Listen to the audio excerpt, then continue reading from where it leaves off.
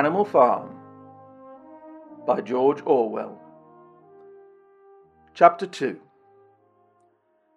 3 nights later, old Major died peacefully in his sleep. His body was buried at the foot of the orchard. This was early in March.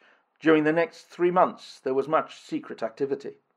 Major's speech had given the more intelligent animals on the farm a completely new outlook on life.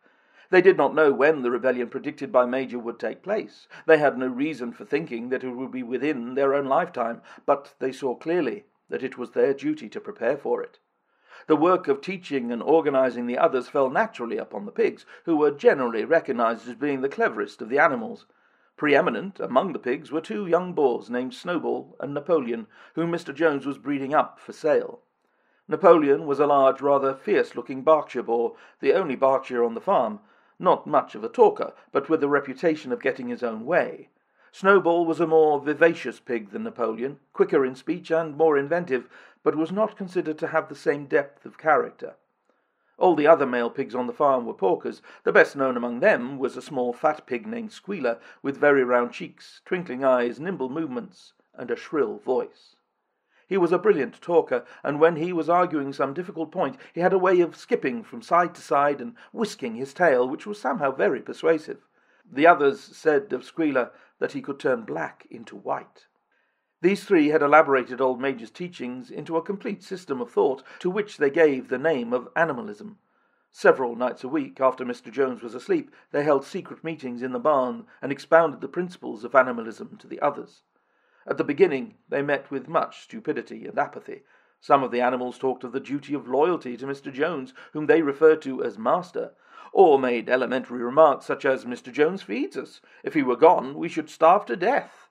Others asked such questions as, "Why should we care about what happens after we are dead?" or, "If this rebellion is to happen anyway, what difference does it make whether we work for it or not?" And the pigs had great difficulty in making them see that this was contrary to the spirit of animalism. The stupidest questions of all were asked by Molly, the white mare. The very first question she asked Snowball was, "Will there still be sugar after the rebellion?" "No," said Snowball firmly.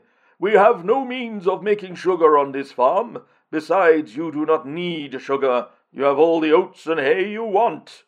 "And I shall be allowed to wear ribbons in my mane?" asked Molly. "Comrade," said Snowball, "those ribbons that you are so devoted to are the badge of slavery. Can you not understand that liberty is worth more than ribbons?" Molly agreed, but she did not sound very convinced. The pigs had an even harder struggle to counteract the lies put about by Moses, the tame raven. Moses, who was Mr. Jones's especial pet, was a spy and a tale-bearer, but he was also a clever talker. He claimed to know the existence of a mysterious country called Sugar Candy Mountain, to which all animals went when they died. It was situated somewhere up in the sky, a little distance beyond the clouds, Moses said.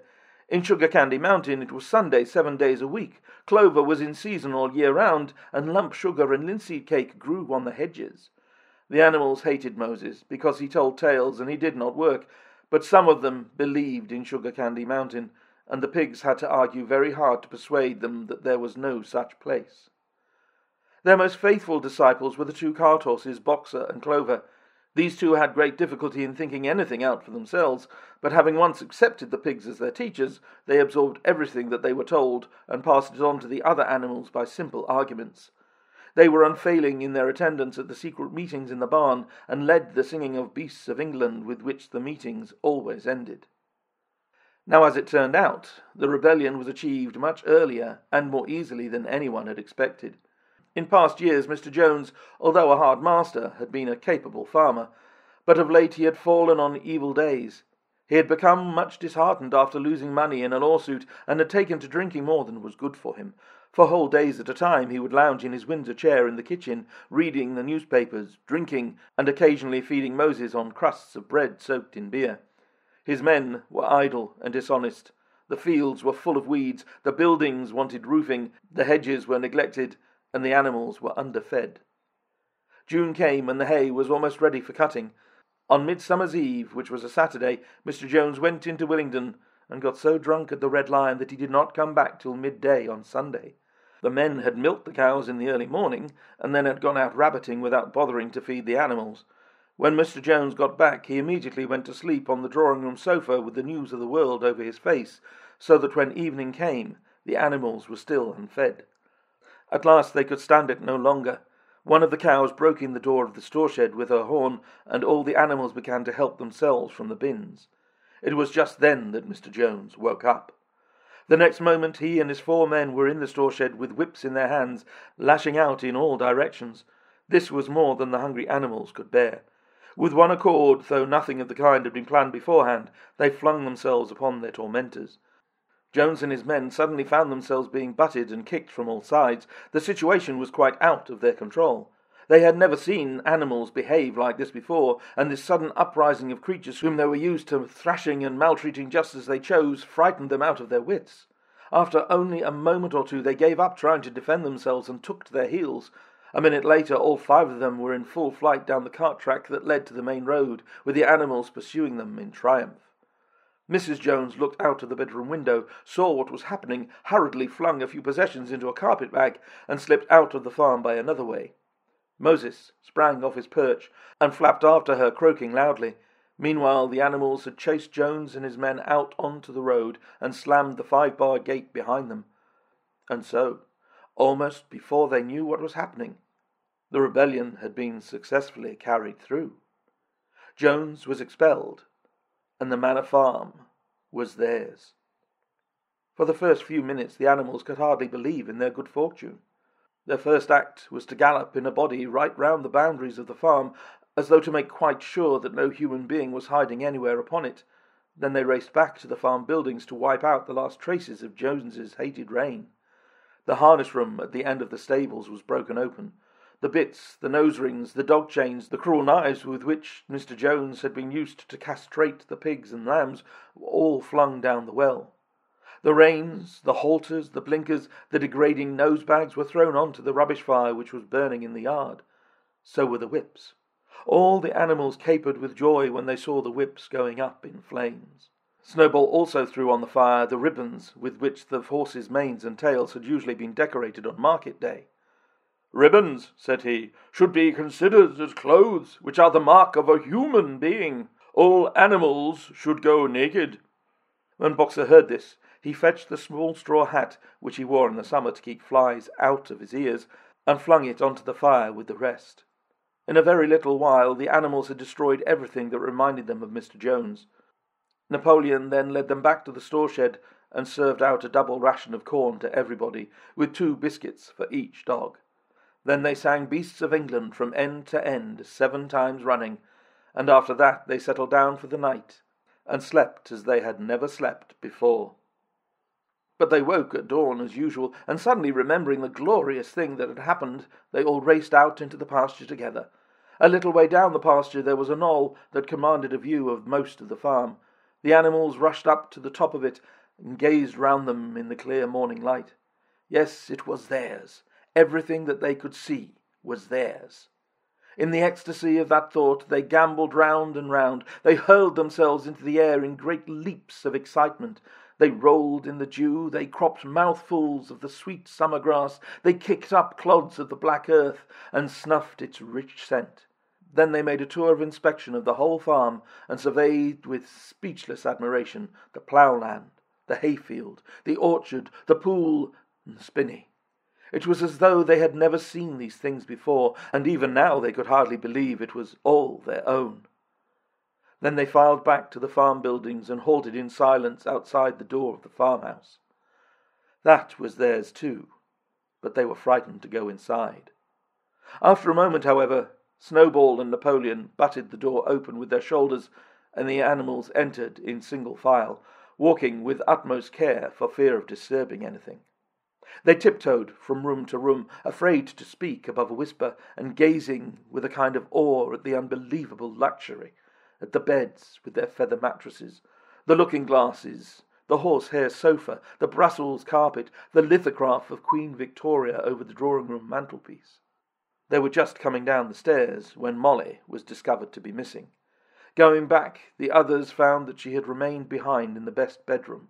She had taken a piece of blue ribbon from Mrs. Jones's dressing-table and was holding it against her shoulder and admiring herself in the glass in a very foolish manner. The others reproached her sharply, then went outside. Some hangs hanging in the kitchen were taken out for burial, and the barrel of beer in the scullery was stove in with a kick from Boxer's hoof. Otherwise, nothing in the house was touched.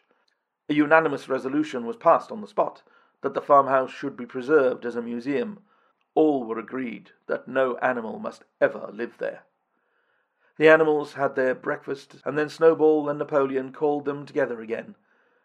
"Comrades," said Snowball, "it is 6:30, and we have a long day before us. Today we begin the hay harvest, but there is another matter that must be attended to first." The pigs now revealed that during the past 3 months they had taught themselves to read and write from an old spelling book which had belonged to Mr. Jones's children and which had been thrown on the rubbish heap. Napoleon sent for pots of black and white paint and led the way down to the 5-barred gate that gave on to the main road. Then Snowball, for it was Snowball who was best at writing, took a brush between the 2 knuckles of his trotter and painted out Manor Farm from the top bar of the gate, and in its place painted Animal Farm. This was to be the name of the farm from now onwards. After this they went back to the farm buildings, where Snowball and Napoleon sent for a ladder, which they caused to be set against the end wall of the big barn. They explained that by their studies of the past 3 months the pigs had succeeded in reducing the principles of animalism to 7 commandments.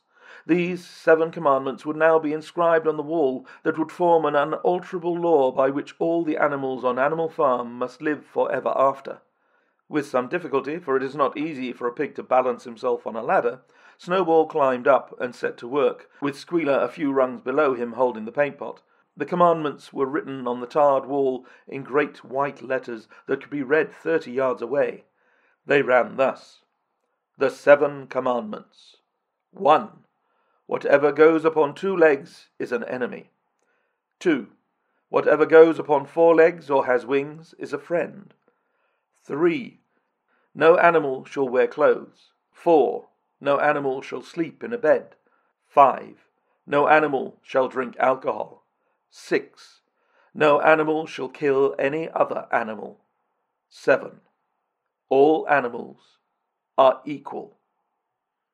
It was very neatly written, and except that friend was written F-R-E-I-N-D, and one of the S's was the wrong way round, the spelling was correct all the way through. Snowball read it aloud for the benefit of the others. All the animals nodded in complete agreement, and the cleverer ones at once began to learn the commandments by heart. "Now, comrades," cried Snowball, throwing down the paintbrush, "to the hayfield! Let us make it a point of honour to get in the harvest more quickly than Jones and his men could do." But at this moment the 3 cows, who had seemed uneasy for some time past, set up a loud lowing. They had not been milked for 24 hours, and their udders were almost bursting. After a little thought, the pigs sent for buckets and milked the cows fairly successfully, their trotters being well adapted to the task. Soon there were 5 buckets of frothing, creamy milk, at which many of the animals looked with considerable interest. "What is going to happen to all the milk?" said someone. "Jones used sometimes to mix some of it in our mash," said one of the hens. "Never mind the milk, comrades," cried Napoleon, placing himself in front of the buckets. "That will be attended to. The harvest is more important. Comrade Snowball will lead the way. I shall follow you in a few minutes. Forward, comrades! The hay is waiting." So the animals trooped down to the hayfield to begin the harvest, and when they came back in the evening, it was noticed that the milk had disappeared.